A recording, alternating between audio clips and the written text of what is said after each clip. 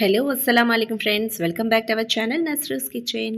ఈరోజు మన వీడియోలో ఎంతో టేస్టీగా ఉండే చికెన్ లివర్ ఫ్రైని చాలా తక్కువ టైంలో తక్కువ మసాలాతో టేస్టీగా ఎలా ప్రిపేర్ చేసుకోవాలో మీకు ఈ వీడియోలో చూపించబోతున్నాను. కేవలం 15 నిమిషాల్లోనే దీన్ని చాలా ఈజీగా ప్రిపేర్ చేసేయవచ్చు. స్పైసీగా టేస్టీగా చాలా బాగుంటుంది. మరి దీన్ని ప్రిపేర్ చేసుకోవడం కోసం అయితే ముందుగా ఇక్కడ ఒక హాఫ్ కేజీ వరకు చికెన్ లివర్ని తీసుకోండి. నేను ఇక్కడ కొంచెం మీడియం సైజులో ఈ విధంగా ఉండే విధంగా లివర్ని తీసుకున్నాను. దీన్ని 3-4 సార్లు బాగా కడిగి పక్కన పెట్టుకోవాలి. ఇప్పుడు ఒక ప్యాన్ని తీసుకోవాలి. దీనిలో 3 టేబుల్ స్పూన్ల వరకు ఆయిల్ని యాడ్ చేసుకోండి. ఆయిల్ హీట్ అయ్యాక లవంగాలు, 1/2 ఇంచ్ పట్ట, అలాగే ఒక ఇలాచీని యాడ్ చేసుకోవాలి. అలాగే 3 పచ్చిమిర్చి ముక్కల్ని కూడా యాడ్ చేసుకోండి.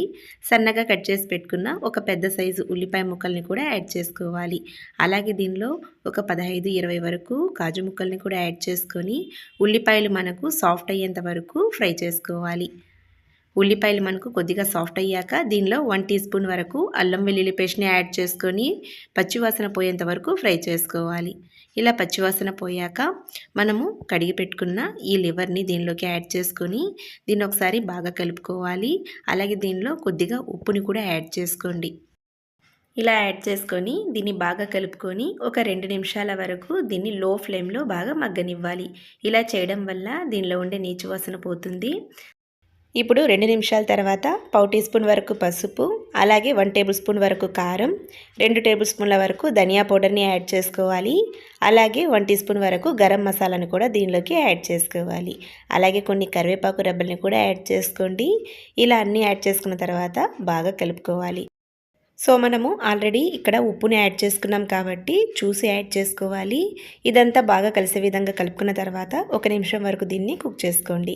ఇలా కుక్ చేసుకున్న తర్వాత ఒక పెద్ద సైజు టమోటోని మిక్సీ పట్టి ప్యూరీని దీనిలోకి యాడ్ చేసుకొని ఒకసారి బాగా కలుపుకోండి. కొద్దిగా కావాలనుకుంటే నీళ్ళని యాడ్ చేసుకొని దీన్ని 5 నిమిషాల వరకు కుక్ చేసుకోవాలి.